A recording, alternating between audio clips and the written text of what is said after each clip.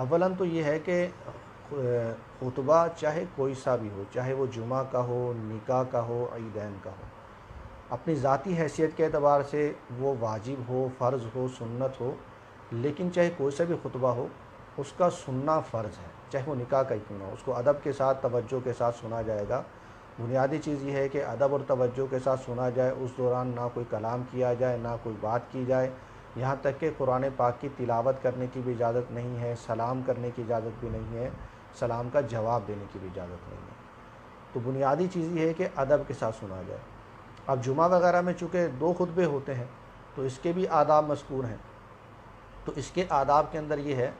کہ جو مقتدی ہے وہ خطیب کی طرف رخ کر کے بیٹھے، تو خطیب کی طرف رخ کر کے بیٹھے اور پہلے خطبے میں اپنے ہاتھ جو ہے باندھے، اور دوسرے خطبے کے اندر اپنے ہاتھ جو ہے اپنے رانوں کے اوپر رکھ لیں۔ تو یہ عمل جو ہے مستحب ہے، اچھا ہے،